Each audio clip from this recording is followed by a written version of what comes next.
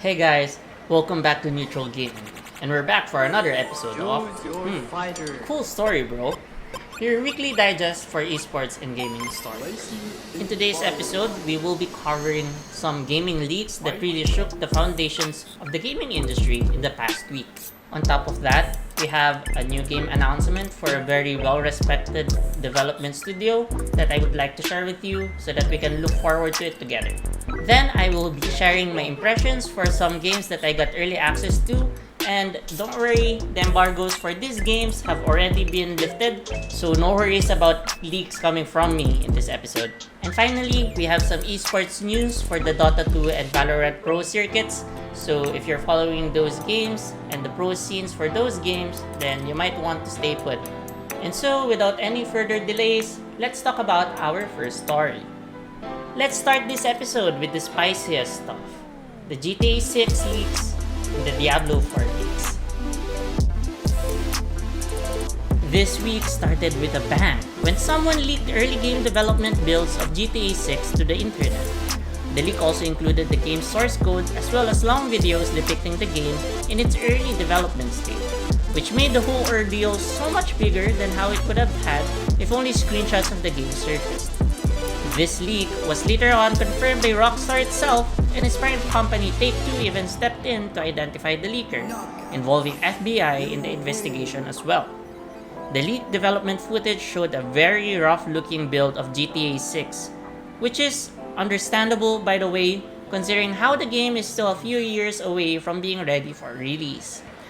However, this didn't stop a large number of toxic and entitled fans in doomsaying the game, complaining that Rockstar's progress for the game is inexcusable and that the game looks terrible, which is, again, I would like to stress, is understandable given how early the game is in its development. To show their support on Rockstar, some other developers like those behind Cult of the Lamb released early game development footages of their own games to demonstrate just how rough-looking games could really look like early on in its development. In spite of that, this leak has very strong and long-lasting implications for Rockstar and the entire gaming industry. In the aftermath of this leak, Rockstar will likely issue a stricter control over their employees, restricting work-from-home setups, and more than likely causing delays to the game's release as Rockstar tries to cover up its steps and ensure that such a leak will not happen again. For an industry that is already notorious for having very toxic work environments, this leak only worsens the working conditions of everyone involved as management tries to tighten control over their employees. On the other side of the gaming world, a 45-minute long Diablo 4 gameplay footage also leaked. This would also have been big had the GTA 6 leak didn't happen just before this did, but the GTA 6 leak overshadowed the Diablo 4 one almost entirely. For Diablo 4, alpha version footage of the game has been leaked to the internet, showing some interesting new mechanics for Diablo 4, like jumping off gaps and climbing up ladders. But for the most part, it was just more Diablo. This leak perhaps was less notorious because the alpha version footage shown here already looks polished and playable compared to what has been leaked for GTA 6. However, this leak would still likely lead to tougher work conditions in Activision Blizzard, a company that already has a very notorious reputation when it comes to toxic work culture. Speaking of leaks and its unintended but far-reaching consequences, let's talk about the Assassin's Creed leaker who accidentally outed himself. Prior to the official reveals of Assassin's Creed Mirage, Red, Jade, and Hex during Ubisoft Forward last week, a leaker has already revealed those code names and also leaking snippets of the game's trailers ahead of the official reveals. The leaker named The Real Insider infamously batted heads with gaming investigative journalist Jason Schreier of Bloomberg on the veracity of these leaks, and when Schreier conceded that The Real Insider had, in fact, the correct information, The Real Insider tried to rub it on Schreier's face. Later on, the leaker accidentally outed himself as the YouTube content creator Dan Allen after he accidentally responded to a question posted to The Real Insider on Twitter using his main account. seemingly forgetting to change accounts before answering the tweet.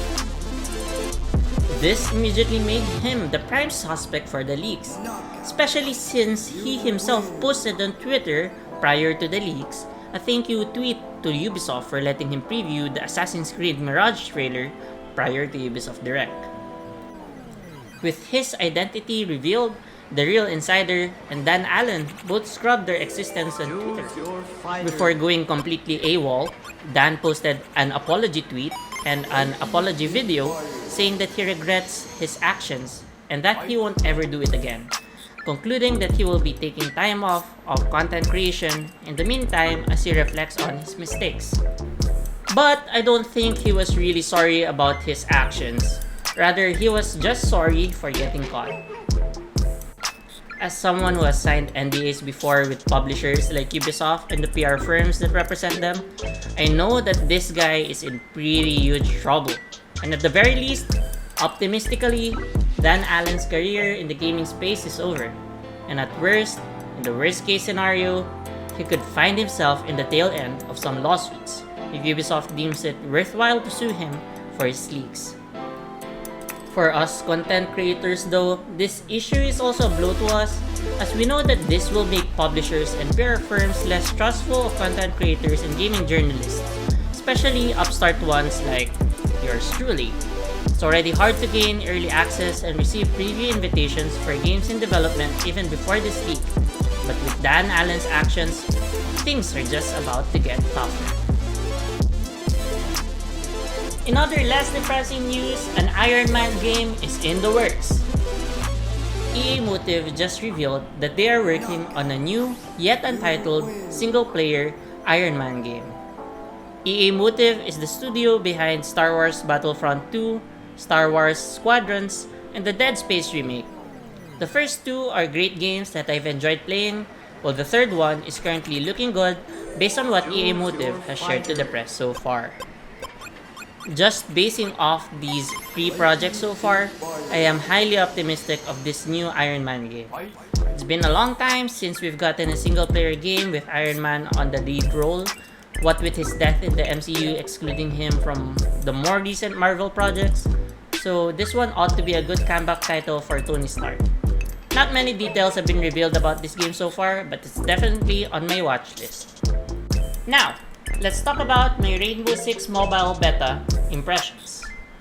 Now, speaking of leaks and embargoes and all that stuff, there's actually a proper way for us game journalists and content creators to show off the things that we have early access to, thanks to preview builds and beta access publishers and PR teams provide to us. For one, Ubisoft provided our team at Clutch Points a set of beta keys for Rainbow Six Mobile. And while we were given a complete set of keys for a 5-man team, we weren't really able to find the time to squad up and play together. Still, we played it together in separate times and we have our thoughts about the game, but for me personally, during my time with this game, I had a hard time transitioning from the PC game to this mobile game. Granted, I wasn't that good in the PC game in the first place, and I found the reduced feedback in both audio and visual in the mobile version of the game making it more difficult, as it's hard to really tell where enemies are coming from, respond to the enemy gunfire quickly with touch controls, and of course, aiming is a pain in the ass in this version of the game. Probably more experienced Rainbow Six players might find a better time with this game, but it's obviously not for me so far. Rainbow Six Mobile looks polished in terms of assets, but I found my Xiaomi Redmi 90 slowing down every now and then, so in terms of performance, I'm not really sure if it's just my smartphone, or if it's starting to get old, or if the beta version of the game still has performance issues. The Rainbow Six Mobile beta phase is still ongoing if you'd like to try it out yourself, and I encourage you to do so if you're either a Rainbow Six fan or someone who enjoys playing FPS games on mobile. Moving on, oh boy, it's sports time. Let's talk about my PGA Tour 2K23 early access impressions. Another game that I got early access on was PGA Tour 2K23. The next game to PGA Tour 2K21, as 2K did a much more low-key WWE 2K time skip with its golfing product. Granted, I'm also not that most experienced golfer out there, and I honestly don't follow the sport, but I've had my experience playing golf games growing up, playing titles like Pangya, Everybody's Golf, and some very old PS1 era Tiger Woods games. I honestly wasn't able to play enough of the game as the preview period was really short, and I didn't have enough time to completely say that this build is bug-free and that it has no performance issues. But my computer handled this game completely well, and I experienced no problems playing it. And from the limited time I've spent with this game, I didn't experience any bugs or glitches. PGA Tour 2K23 is, as someone who doesn't really get into this kind of stuff, very approachable and easy to learn. Controls are intuitive, and the in-game tutorial really goes deep enough for you to appreciate the controls intricacies, while also giving you enough space to learn things on your own. I had tremendous fun playing the game, most especially its Top Golf game mode, and I'm actually looking forward to playing more of it when it comes out this October 14th. Moving into esports, let's talk about the teams who qualified for the Dota 2, the International Last Chance qualifiers. The Dota 2 regional qualifiers have all concluded, and my boys at TNC didn't even make it past the first round. Mind you, those who didn't necessarily qualify for TI either, as only the winning team from all the regional qualifiers snatched a slot in this year's The International. Meanwhile, the second placers and third placers of the regional qualifiers are now set to compete on LAN in Singapore for the last chance qualifiers, with only 2 teams out of the 12 remaining teams in contention making it to the most prestigious event of the year. Very notable names like Team Secret, Navi, Vici Gaming, Team Liquid, Infamous, and Virtus Pro are included in this cutthroat do-or-die tournament, with C's own T1 and Polaris Esports hanging out with the big boys of the whole world. Of course, T1 has the venerable Ana and Thompson in its roster, but even they don't have the assurance that they'd qualify for TI this year. The competition is really tough for the 2 groups as they're set up right now, and we potentially run the risk of not seeing Poppy at TI for the first time in his career. That would be an end of an era if that happens, as Poppy is the remaining player who has attended all TIs since its inception in 2011. We'll see what happens as the International 2022 Last Chance qualifiers runs from October 8 to October 12, just a couple of weeks from now. And in our final esports news for this week, let's talk about the Valorant franchise teams. And to cap off this episode, earlier this week, Riot Games revealed the 30 franchise teams for VCT 2023, 10 for each of the 3 major regions, Americas, EMEA, and the Pacific. From the Pacific, our very own Team Secret and RRQ made it to the list, while C mainstay Paper Rex also made the cut. There are though a lot of notable exclusions from the list of franchise teams, including this year's Champions runners-up and Masters winner Optic Gaming, and C's powerhouse Sersha. Various factors led to these teams not making the cut, and we cannot be sure of what these factors are unless Riot themselves revealed the criteria they had in choosing the partner teams. Meanwhile, G2 Esports reportedly lost their spot because their CEO was seen partying with the misogynist Andrew Tate just last week. Franchise teams, on the other hand, aren't also completely stable at this point as free agency season continues to rage on.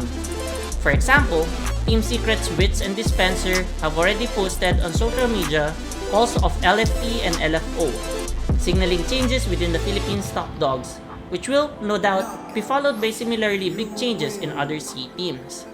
We'll no doubt still see a lot of big moves from within these organizations, as Riot requires each franchise team to lock in 6 players for the entire duration of VCT 2023.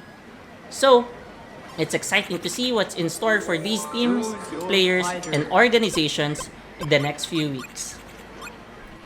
And that's all of the news from gaming and esports that we could squeeze in for this week's episode of Cool Story Bro. It's actually quite nice to be able to record a video this long without having to worry about the broadcast the very next day. So I hope we get more opportunities to record long videos like this in the future if we're able to grow the channel together and actually also be able to create more video content for neutral gaming aside from Cool Story Bro. So if you can help me out, you can like, share, and subscribe to help the channel grow and keep our numbers up so that we get more impressions and hopefully be able to get resources to make more videos together in the future. And of course, the growth with the channel doesn't entirely rely on the numbers game. So if you have any feedback on the quality and on how we should improve our videos and our episodes for Cool Story Bro and for our other video content for the future, then you can let me know your feedback in the comment section below. But for now, I hope you enjoyed the video and I hope to see you again next week. And until then, guys, stay frosty.